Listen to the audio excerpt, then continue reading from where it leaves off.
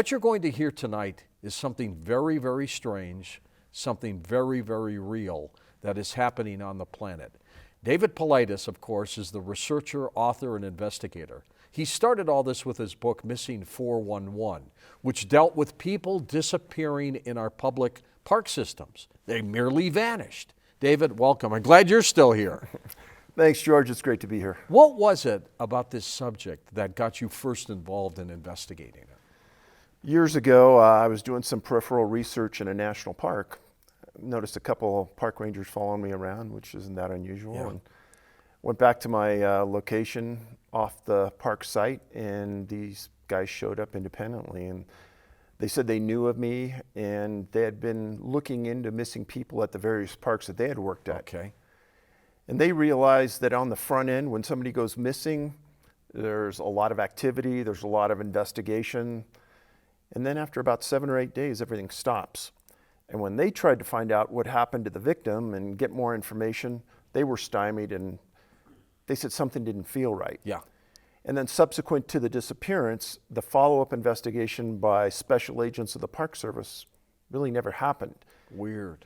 Very strange. And they said, you know, somebody ought to be looking into this, because the people were disappearing in areas that they didn't think that would fit that normal mode, meaning that you and I say take our kids to the park and a child disappears in a valley area where there's a lot of activity. And we're not talking far back into the backcountry. A lot of these occur right in a populated area of the national park. In front of other people.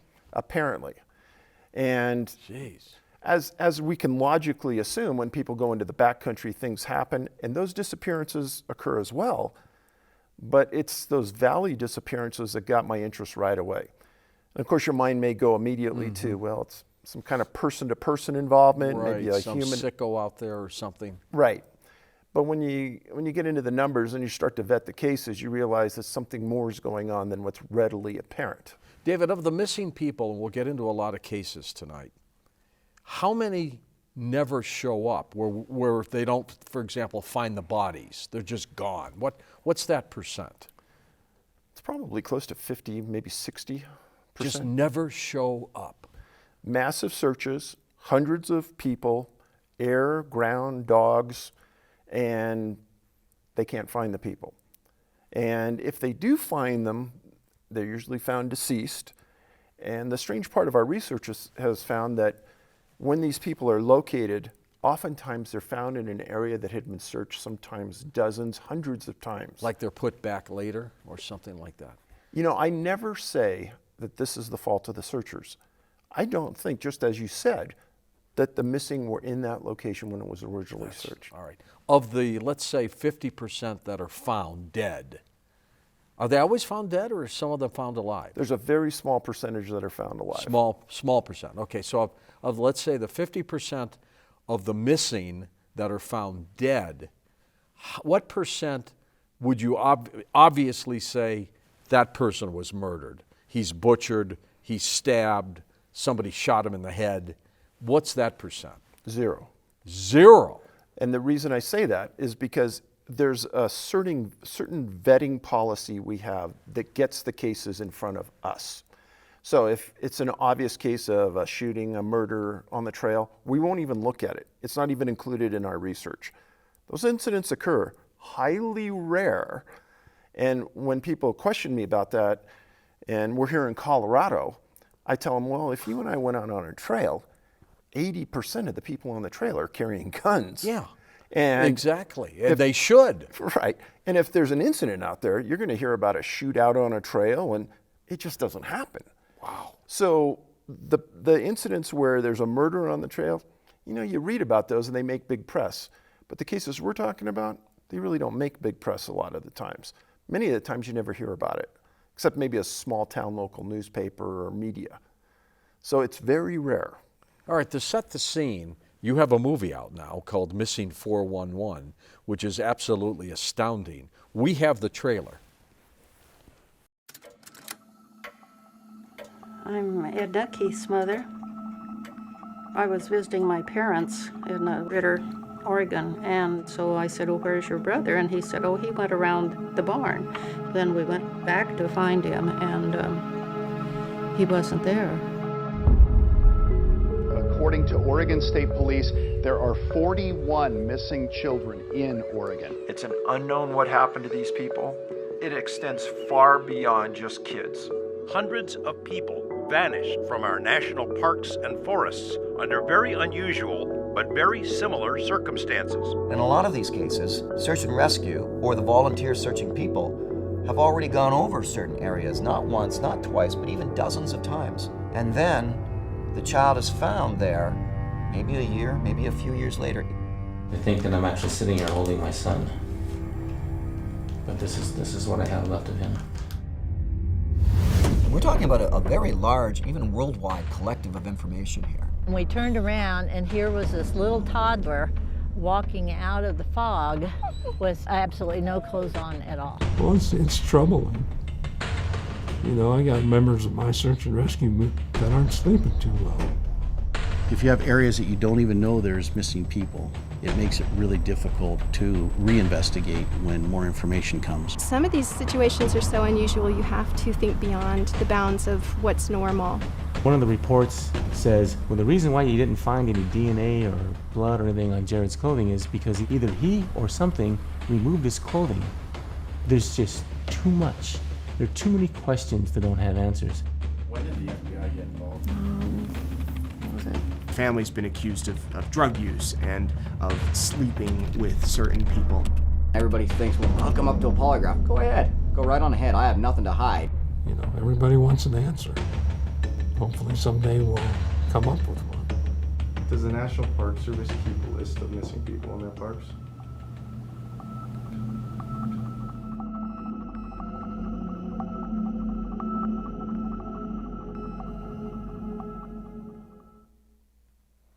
Missing 411, the movie. What an amazing, your book, of course, is amazing. The movie is too, David. The research that you have put into it is mind-boggling. Is there anybody else doing what you're doing in this country? Not that I know of. You're out there all by yourself. Right. The park rangers, do you think they know something and they're just not telling us? So in the movie, we spent a great deal of time in national parks. Yeah. And part of that process is that you have to get a film permit to film in the park. Sure.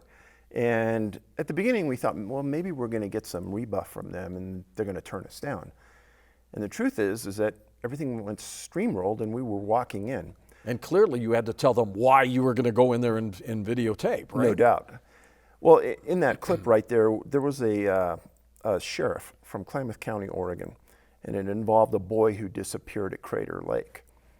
And he was a very astute younger sheriff. And when the boy disappeared, he wanted to throw resources at it, and he was held back by the National Park Service, and they said, hey, we're going to look for this on our own. Yeah. Well, right after the boy disappeared, it started to snow, and it snowed pretty heavy for the next couple days.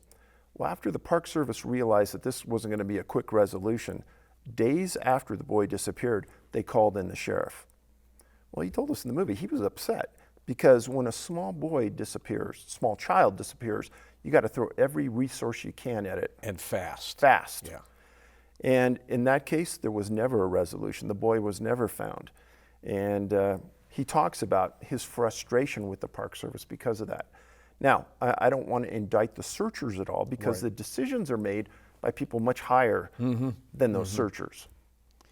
The families must be going through all kinds of horror when people disappear. You know, George, and that's probably the most touching thing about this work. Both of us being parents know what it's like, even the thought of losing your child. And these families have no support. And at the end of that 7 to 8 days, they continually say, we never hear anything. There's no follow-up. Yeah. They kind of think that they're out there by themselves until you read the books and you realize there's hundreds and hundreds of these cases with very similar tendencies.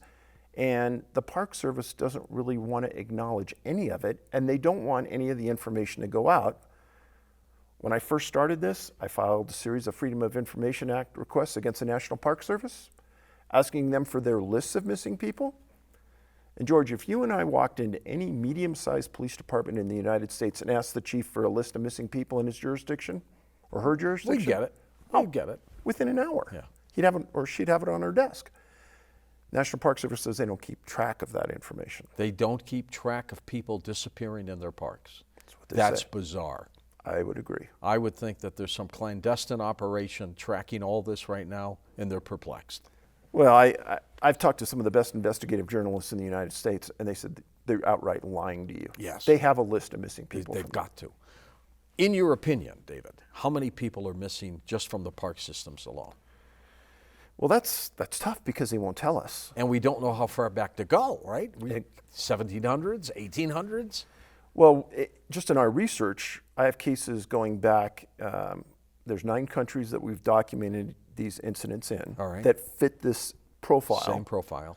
And in those 9 countries, we have one case that goes all the way back to 1768 in France. Huh. If you had to guess, though, speculate on how many total people we're talking about disappearing. So we've documented right now in our books about 1,100. 1,100 people right. since this first episode to where we are today. And they continue. This bizarre case, now this guy was found, but the Toronto firefighter who went skiing in New York disappeared for God knows how long and ended up in California, 2,500 miles away, still in his ski outfit, and has no idea how he got there. Something happened to this guy. So he's out skiing in the area of Lake Placid with his friends from Toronto. He's a captain in the Toronto Fire Department. Yeah, he's not fooling around here. Well, and I don't think people understand that when you become a policeman or a fireman, you go through psychological testing. Absolutely. So the person, especially being a captain, the thought of him being mentally unstable, I don't think so. No. And or playing a game on his family? No. I don't think so. So the real interesting part of that story is that I've written about people who were skiing who disappeared on the slopes. Some were never found. Some were found later, months and months later, under really unusual conditions. So I think there's a lot of questions. I know he was interviewed by the New York State Police, and they haven't released anything really about that interview. And I know he's back in Canada now. I would love to talk to him, and I'd love to regress his hypnosis. Oh my God. I mean, did he get picked up by a trucker who was kind enough to take him somewhere? But I mean, what do you tell the trucker? Hi, I'm in my ski outfit. I need to go to California. And does he have money on him? Does he eat? It's weird. Well, one of the interesting parts of these 1,100 cases, many of them where the victim is found, they have head injuries that have caused death. Right. And in his incident, he told the press that he thought he had some type of head injury. Yes. So that's an interesting parallel. And like you said, they find him with his ski helmet and same clothing. And then the real odd thing to me is he said somewhere along the line he had a haircut. Yeah. Yeah. Where'd that come from? Yeah, exactly. Strange. Now, you highlighted in the film a lot of missing children cases. Tell me about that, why you highlighted on that. So we could have gone many gamuts with this. We could have done it about hunters, hikers, adults, females. We chose to do children for one reason. If I sit down with you and I said, well, a person disappeared at point A and he was found 5 miles away and 2,000 feet uphill. Well, somebody like you and I, not a big deal. But a 2-year-old child? I don't think so. And it's for that reason we focused on children. They really can't go that far in the wilderness. And when they set up their parameters to search, they're usually searching within those parameters where 95% of the kids are found. Yeah. And in those incidents, just go back to the Crater Lake incident, they kept going further and further and further out. They bring canines in. The canines can't bring up a scent. All of a sudden, the weather changes. They bring in professional trackers. None of these people can find a little child, which doesn't make sense. And there's no predation evidence either, meaning that there's no attack by a bear or a mountain lion. That'd be a big scene. It'd be evident. I remember you told me once on Coast to Coast, the radio show, that in some cases when these people are disappeared, it could be weeks, could be months, and that in some cases they're found and the clothes are clean. No mud, no nothing. If you're in the wilderness for a couple weeks, a couple months, you're going to be dirty and you're going to have dirt everywhere. How could it be so pristine? It's like somebody washed their clothes. So I'm betting that there's even more to this. It's evident when a searcher finds you if your clothes are really clean. But they never mention the body itself. One of the things I write about in the books is a lot of times if the person's found alive and they get to a hospital, the notes in the hospital is that there's a small fever associated with that person. Fever, something. Bruises. No, very something. rare bruises. Yeah. But a small fever is evident.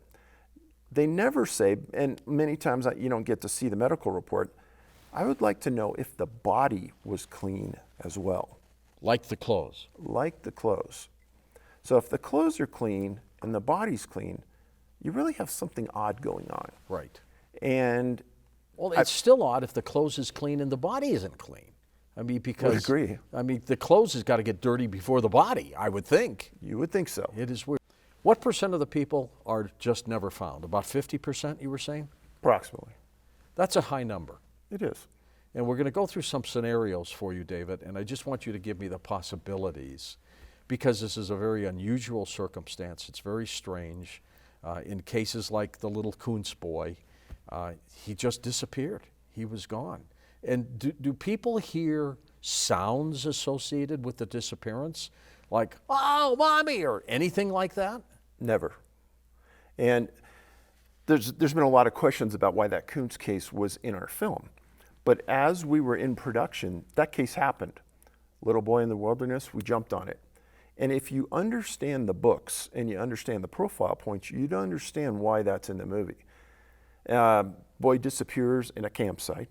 Right. In the midst of others. Nobody hears anything. Nobody sees anything. They bring the dogs in. The dogs no can't. scent. Exactly. A lot of things that evolved. It was near water. He was just right near a creek when he disappeared. And in fact, they thought he fell in the creek, and that's why it was searched. A lot of people have pointed to the parents and said, well, they have to be involved. Well, as a policeman, I've been involved in some pretty high-profile cases. You sure have. And one of those incidents, it involved a missing girl. And immediately, the FBI was brought in, and they focused on the dad. Yeah. And people have to understand that when children disappear in amongst a group of parents, it's only natural for the police to focus on the parents. First. Absolutely. Yeah.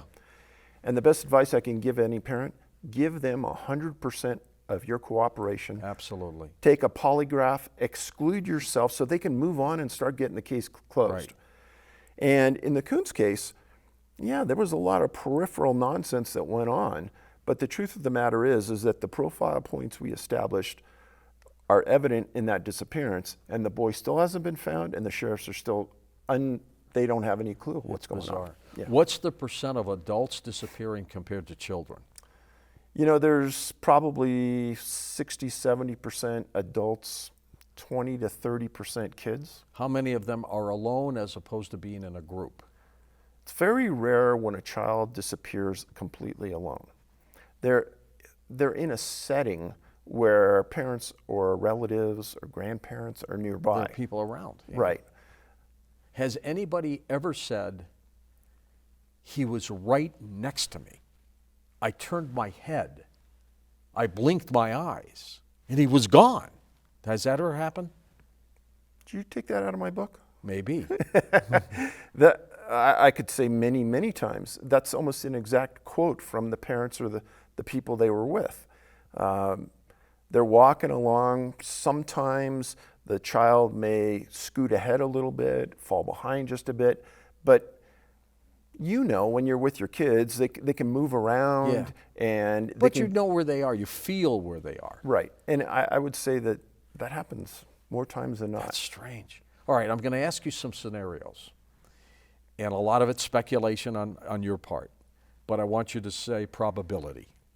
1, somebody has disappeared in a park system because there's a murderer out there or a serial killer, and that person somehow gets this person and gets... Now, we haven't negated the fact that There are other people in the area. Nobody hears anything. Those are all things we have to really concentrate on and add to the ingredient. But a serial killer or a murderer just scoops them up. Possibility? Serial killer, I'd say 0%. A possibility of a killer in some cases, maybe 0.1%.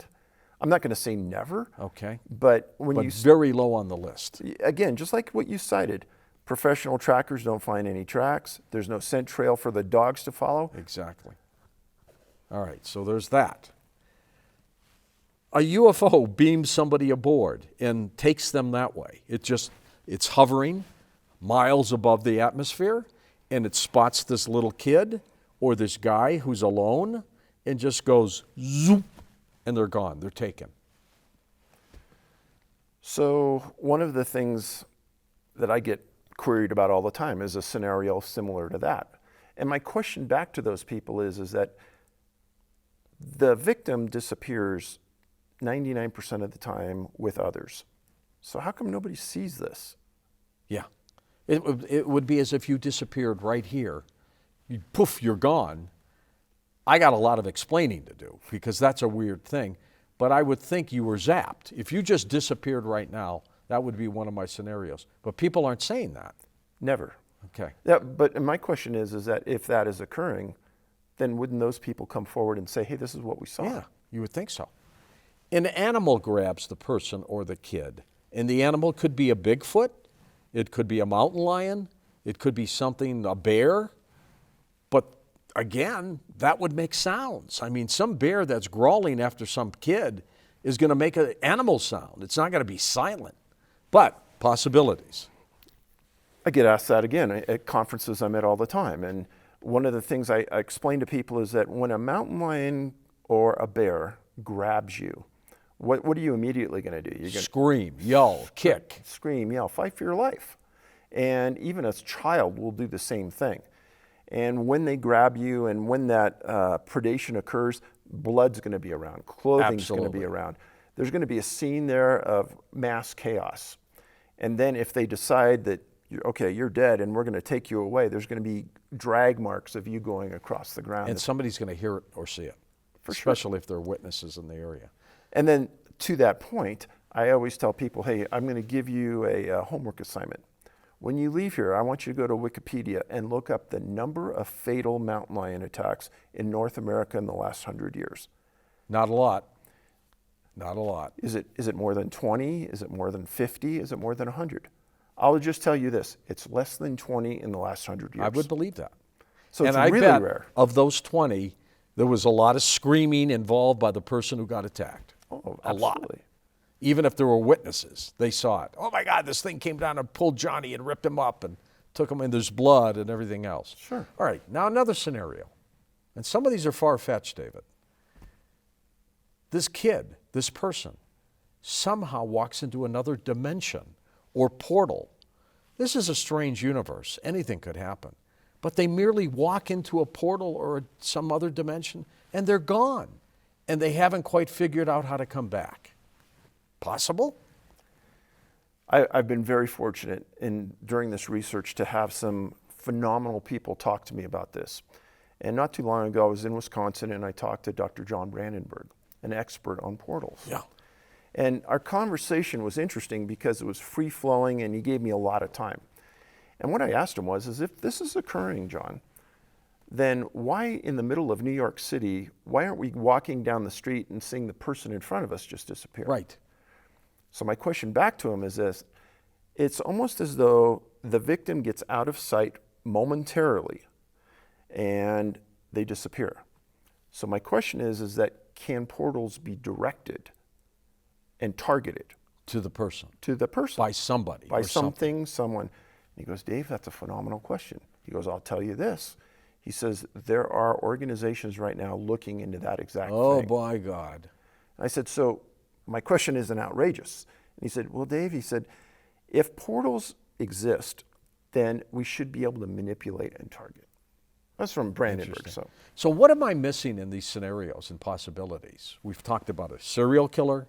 We've talked about portals. We've talked about UFOs. We've talked about animals that could do it. What else is left? Oftentimes I get, well, they wanted to disappear.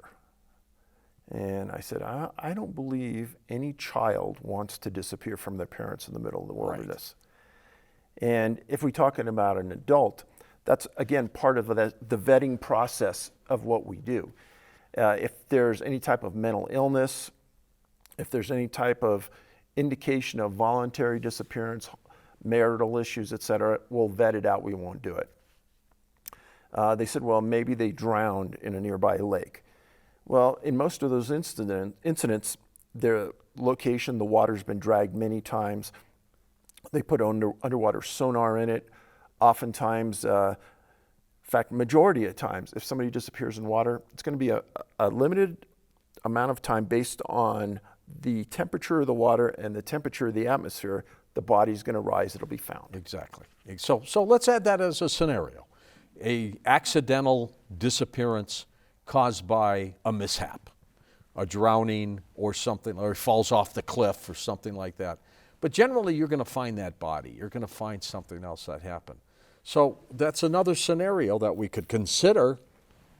This is still too weird. This comes back to me as a reporter and investigator. The answer is the bizarre answer. And it's either a portal, dimension, a UFO, something like that grabbing it, because nothing else is logical.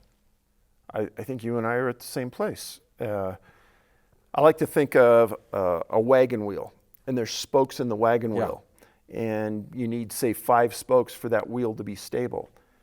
George, I think I'm on half of one spoke at this point. Right. People always ask me, well, when are you going to solve it?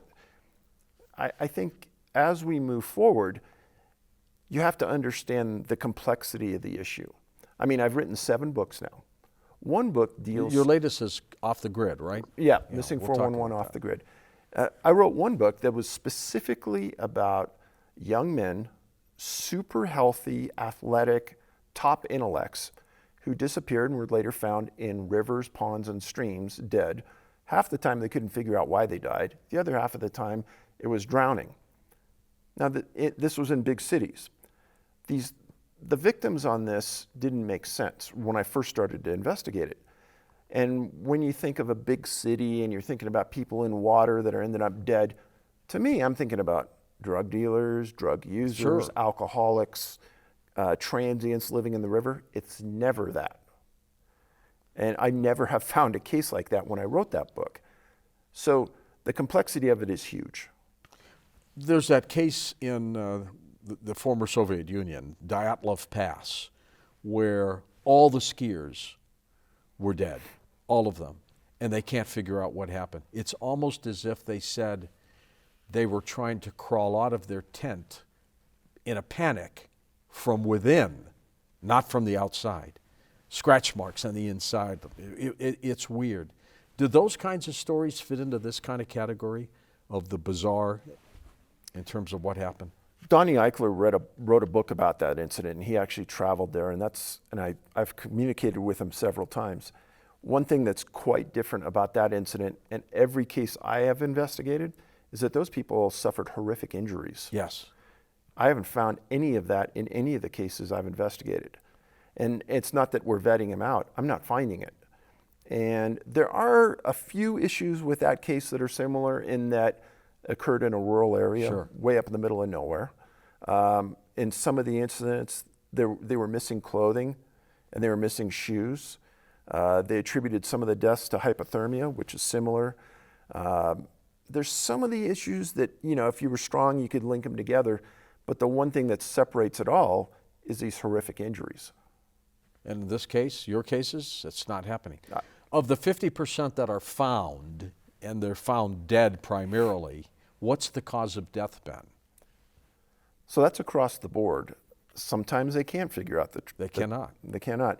And that in itself is interesting. Yeah.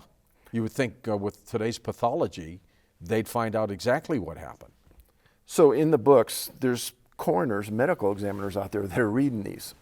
And I was contacted a couple years ago, and I met with this one coroner, and we sat down and we started to talk. And they said, Dave, you're onto something. don't let people confuse you. But we've had cases in our jurisdiction, and this person works in a very large jurisdiction. And they said, we've had cases just like that where all the coroners sit around and we talk about it because it doesn't make sense. Wow. They just die. They just have died, and we don't have the ability to figure out what's wrong. Now, what's interesting about that? It's amazing. I've had people come to me and say, well, you don't realize that their soul is gone and that's why they died. Oh, that's another conceivable possibility. Their soul is taken and they just die. Is that a cause of death? I don't know. Interesting. If somebody's suffocated or smothered, somebody captures a little kid and suffocates the kid, that would show up as a cause of death, wouldn't it? Absolutely. There'd be some anomaly in the lungs or something that they'd see, some stress. Right. God, are you baffled by this? I am. And it's frustrating to me because I realize I'm not the sharpest knife in the drawer. And I talk to people daily about these incidents, and I try to encompass myself with people that are even smarter than myself. One of those guys actually works for you, George Knapp. I love him, my man. Yeah, George and I talk about this all the time. And George is one of those people that came up and said, in the movie, hey, the National Park Service is outright lying. Yeah. They have lists of missing people, they're just not giving it up. Yeah. Now, in a lot of these cases, the parents get very frustrated when the coroner comes back and says a cause of death that doesn't make sense or they can't figure it out. Well, in a few of these isolated cases, the parents have paid for a second autopsy. On their own? On their own. Costs about $2,500. Yeah. And when a normal person, you and I, die, they put our blood and urine through drug screening. Right. Well, there's 20 drugs that they screen for, and they won't go outside those bounds because of cost. Well, in these second autopsies, the parents have paid for this extraordinary amount of work, and their screening goes from 20 to 50 to 75 drugs. They want an answer. They want an answer. Yeah. Now, what's unusual is in the deaths where the people were found in water, that was missing 411, a sobering coincidence, in those deaths, they found super high levels of GHB in the victim's body. Now, it doesn't make sense that it was there, number one, because they weren't in an environment to get drugged. And number two, they couldn't figure out how it was administered or when. Now, the body produces very minute levels of GHB on its own. So we've had these talks. Is there some type of event that forces the body that we don't understand to produce these super high levels? And what is GHB? GHB to most people would be known as the date rape drug. Oh, all right. Most of the time it's men giving it to a woman in a bar, leaving with her and raping her. So the body doesn't produce it naturally? Very minute amounts, but not in amounts. But not in the amount that they found. Correct. And essentially what it does to you is it paralyzes you, but your thinking process is still working. You know what's happening to you. You just can't move. You can't move. That's frightening. So if I take that and I give you super high levels of GHB and I drop you into water, can you think about that horrific scenario? That's a horrible way to drown, isn't it? It is. Are you saying that that's happening? In these and if it is, who's giving them the drug? Well, the numbers I write about in sobering, they're phenomenal. Now, this exact scenario is occurring in the United Kingdom right now. And there's a very famous place, Manchester, and they're called the Manchester Canal deaths. People go out there and read about it. There's a documentary made about it. Young men, predominantly, who end up in a canal, dead. The canal sometimes only has 2 feet of water. You could have stood up in it. Right. But they're dead. Nobody's ever seen someone go in. Nobody's ever seen somebody come out alive. They're all dead. Now, there's many areas in the UK where this is occurring, also in Spain and in North America. And do they have this drug in their system? Not that I've found, but again, we go back to that screening scenario that the government does. You've got to be able to look for it. Exactly. All right, and in this particular case, how would that drug have been administered to these people? That's the million-dollar question. My gosh. A lot of times it's, almost always in these cases, people have been drinking alcohol. Sometimes a lot of alcohol. Yeah, but it would have to be in the alcohol. Correct. And a lot of times these people are at parties where nobody's around. Are they buying it from one single source? No. No, these are far different cities, Yeah. different continents. I mean, we're asking questions like an investigator would. They say, all right, 6 people disappeared. They all had this drug in their system. What's the commonality here? Oh, they all drank this kind of vodka. Where did they get the vodka? Oh, it came from this store. The sicko at the store is putting this stuff in the vodka. That's not happening. Impossible. And they're all drinking different types of alcohol, different continents, different times. And there was a study that was released about a year ago from the United Kingdom, Scotland Yard. And they wrote about this exact scenario we're talking about. And they ended up with the exact conclusions you and I are talking about. Now, in the study, GHB is never mentioned, which I thought was interesting. But then again, I haven't seen a family in the UK take it to the level that these families... For the testing. Right. They weren't tested for it. There was a particular search that I want us to look at. Let's take a look at that. While it's possible that Dish merely stepped out of his substation and got lost in a blizzard and nothing more, there are many curious aspects to the story that some Fortean researchers have made note of. In his book, Our Haunted Planet, the late John Keel wrote of some of the more mysterious elements to the vanishing of Carl Robert Dish, including a curious quote that appeared in the Baltimore Sun regarding the huskies used in the search. Speaking to William J. Perkinson, a writer at the Sun, Ron Sefton, bird station leader, said, quote, "If Dish had fallen and was lying in the snow, the huskies would have seen him long before the searchers did. Similarly, if he had fallen and was covered by drifting snow, the dogs would have discovered the mound and rushed to investigate it. That's just the way huskies are," unquote. What a bizarre case. Of course, they're all bizarre. What about this one? This case is in my latest book because it is extremely different than a standard disappearance. Carl Dish worked right down the road. From here? From here, at Boulder Labs in Colorado. Wow. He grew up in Wisconsin, was a star football player, super intellect. Athletic. Very. And he became a physicist, which is one of the key points in my books. I have documented several cases of physicists who had disappeared. And his ancestry, does that? German. All right. Which is another key point. Many German physicists have disappeared. Really? And I'm not talking about, they voluntarily, no, they all fit this scenario we're going to talk about. So Dish gets hired. In February, he gets sent to the Bird Ice Station. And he brings his dog with him.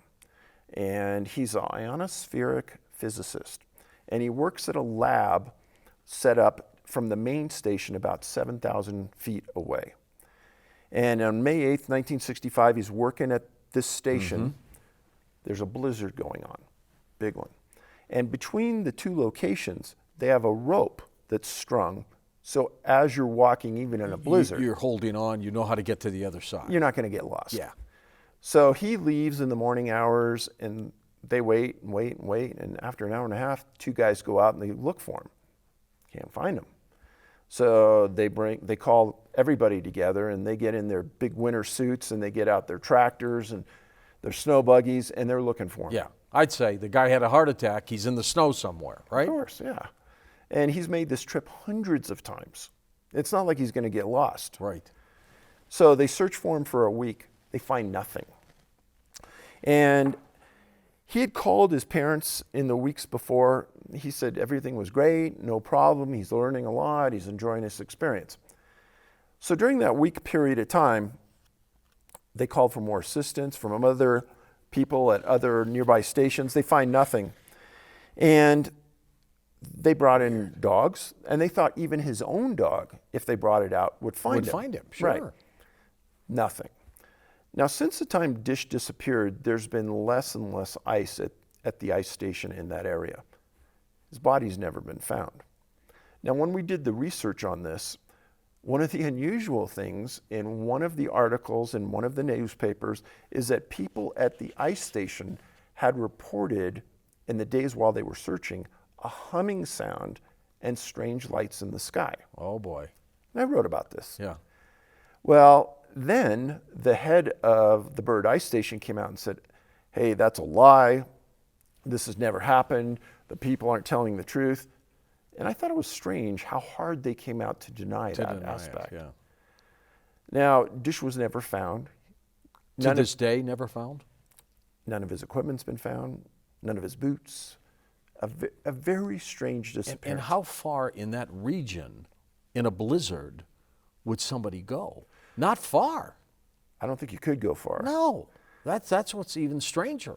Well, and then in the stories I write, many times somebody disappears with their dog. And sometimes the dog comes back and sometimes it doesn't. In this incident, weeks after Dish disappeared, his dog disappeared and was never found. I think that's odd. Yeah. There's a case of Jack Thomas disappearance. That's a current one. Give us the highlights, then we'll look at a little video about that, if you can, David. Again, another strange case, and I think this one was in 2016. June 17th, 2016, Jack, 66 years old, in phenomenal health. He always liked to hike. George, one thing I tell everyone who goes out in the wilderness is, number one, you hike in pairs. Yep. If you choose not to hike in pairs, you carry what's called a personal locator beacon. Okay. A lot of people don't even know these exist. Cost about $200. And if you're hurt in the wilderness, you activate this. It sends a signal up to a satellite. And they find you. It's like a missing plane somewhere. That kind of thing.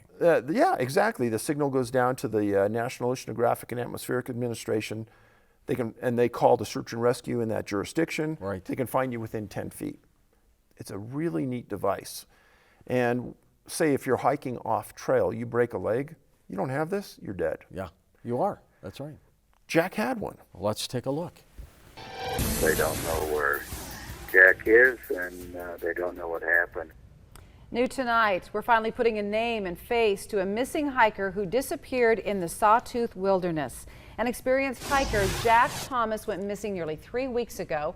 Search and rescue teams spent 5 days in the wilderness looking for him, but with no luck. And then at that point, the Elmore County Sheriff's Office called the search off, but his family is determined to bring Jack home.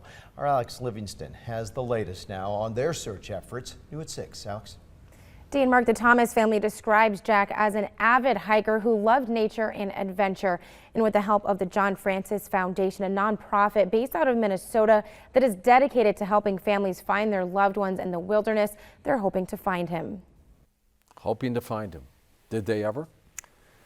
So let me tell you about that. Is he activated his beacon, and they, like I said, within 10 feet, they found that he was on the opposite side of the river than the trail, which is odd. How'd that happen? How did that happen? And they searched that area up and down and sideways. Now in that area where he disappeared, there's a lot of granite and a lot of boulders. Mm-hmm. Something else I talk about in the books. The biggest geographical cluster of the 59 in North America I've written about is Yosemite National Park. More people have disappeared there than anywhere. Weird. And what's the one place in the world with the most granite? Yosemite. Yosemite. Yeah. And where Jack disappeared, it didn't make a lot of sense. Now, not only did they do this first 5 days of searching, they also came back with a foundation and searched for another week. They brought in cadaver dogs. They brought in regular dogs. Nothing. And just so people understand, cadaver dogs can smell just a minute amount of decay miles away. And they go crazy. They go crazy. Yeah. Jack Thomas should have been found, and he was never found. And he had a beacon, it went off, this doesn't make sense. And did they ever find the beacon? They never found anything. What is going on? Well, that's why I'm here. I hope you were going to tell me, George. You have access to so many different people that I thought someone in this world would come in and say, this is the answer. Well, I come from the school of, look at something natural first, murders, disappearances, accidents.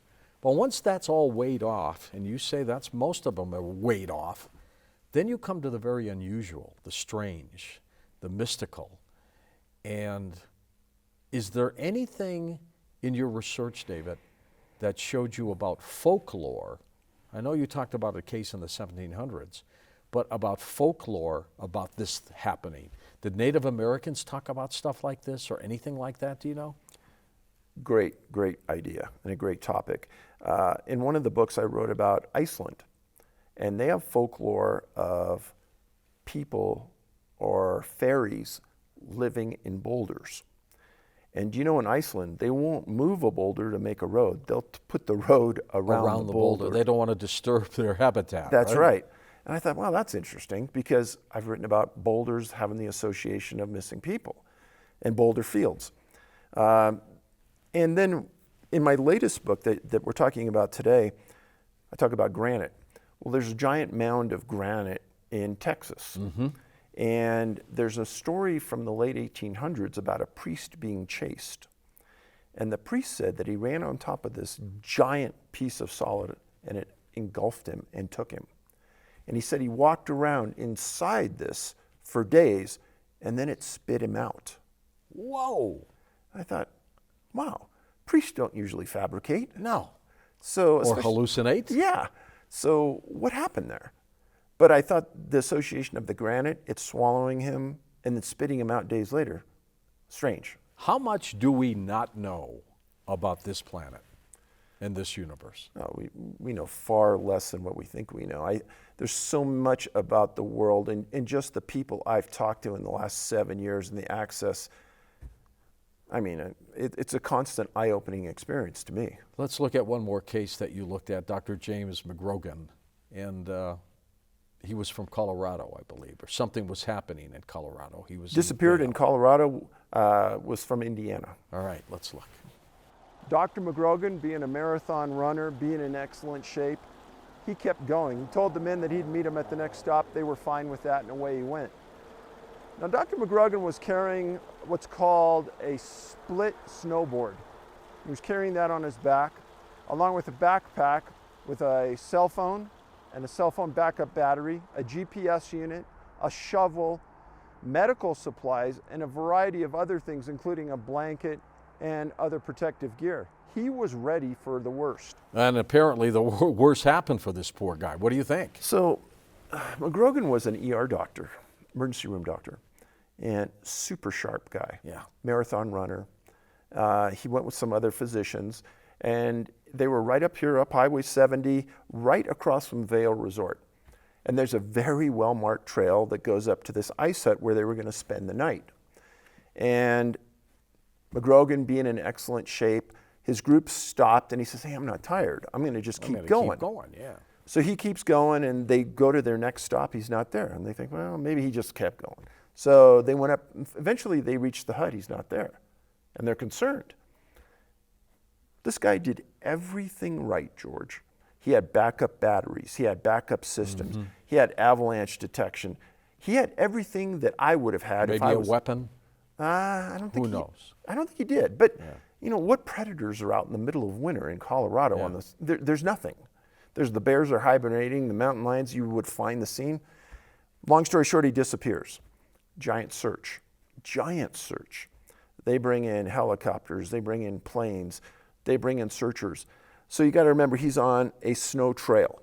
So do they find some of that trail he's on? Here's the scenario. If you're on that trail, and if you deviated off the trail, there would be marks. There would be marks of your snowboard. Right. Well, they followed every mark, and every mark turned around and came back. Now, the location where McGrogan was on this trail, and the location he was eventually found, 6 miles to the east, there's nothing but giant hills and rolling snow. So if he would have traveled from point A to point B, it would have looked like a giant snowplow going through that mountain, and helicopters and everyone would have seen him. Yeah. But the more amazing thing is, anywhere along that point, you could see Vail Resort, you could get out your cell phone, you could call for help. Bizarre. No marks, no call. So they decided to search all the way to this one valley 6 miles away. And they went up the valley, didn't find anything. Nothing. They call off the search.